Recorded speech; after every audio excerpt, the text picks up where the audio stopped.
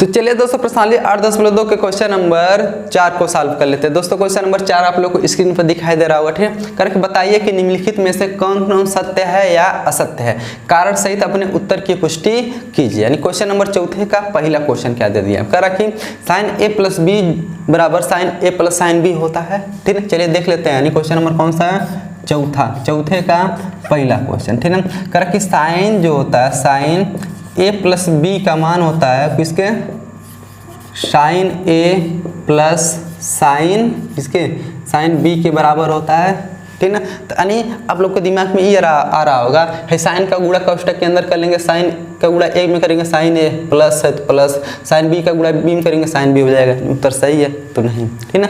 High देखिए यही अलग चीज़ है, ये अलग चीज़ है। साइन ए प्लस बी का फार्मूला ही होता है साइन ए कास बी प्लस कास ए साइन बी, ठीक ना। तो ये देखिए कक्षा 11 में जाके आप लोग को पढ़ना पड़ेगा, ठीक ना। हाई देखिए साइन ए और प्लस साइन बी का मान अलग होता है, ठीक है। यदि इसको आप लोग जाँच करना चाहते हैं कि मतलब ये कैसे सत्य होगा, क्या सत्य होगा, तो ए और बी का मान कुछ मान लीजिएगा। मान लिया ए बराबर 30 अंश, बी बराबर कौन सी 45 अंश या तो 60 अंश।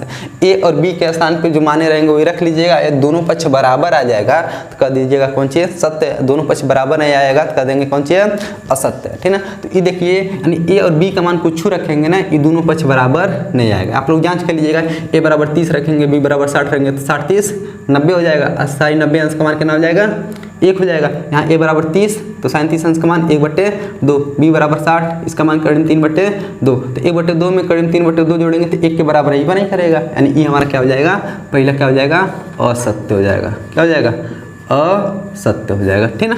चलिए हम लोग चौथे का दूसरा क्वेश्चन देख लेते हैं। दूसरा क्वेश्चन क्या कह रहा कि थीटा में वृद्धि होने के साथ साइन थीटा के मान में भी वृद्धि होता है, ठीक ना। ये तो सत्य लग रहा है, क्यों, क्योंकि कह रहा कि थीटा में वृद्धि करेंगे, यदि कोण बढ़ाएंगे तो साइन का मान भी बढ़ेगा, तो सही बात है, ठीक है। क्यों, क्योंकि देख लीजिए यदि हम जानते हैं कि मान लीजिए यहाँ लिख लेते हैं 0 अंश, यहाँ 30 अंश लिख लेते हैं, यहाँ 60 अंश लिख लेते हैं, यहाँ ठीक है। चलिए बीच में 45 भी लिख लेते हैं, 45 अंश लिख देते हैं, 60 अंश लिख लेते हैं, यहाँ 90 अंश लिख लेते हैं, ठीक है। अच्छा बताइए अब साइन का, साइन 0 अंश का मान कितना होता है, यहाँ साइन का निकालने जा रहे हैं, ठीक है। साइन 0 अंश का मान कितना होता है 0, साइन 30 अंश का 1/2, 45 का 1/2, साइन 60 अंश का करीब 3/2 हो जाएगा, ठीक है। और साइन 90 अंश का मान कितना होता है तो 1 होता है।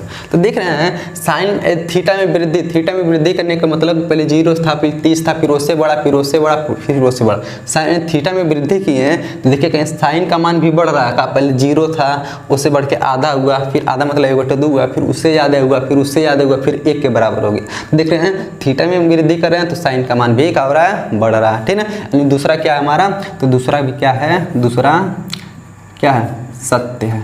क्या है, सत्य। दूसरा में क्या कहा था कि सत्य है, क्या सत्य नहीं, सत्य है, ठीक है। चलिए हम लोग क्वेश्चन नंबर तीसरे को सॉल्व कर लेते हैं। कौन सा, तीसरा।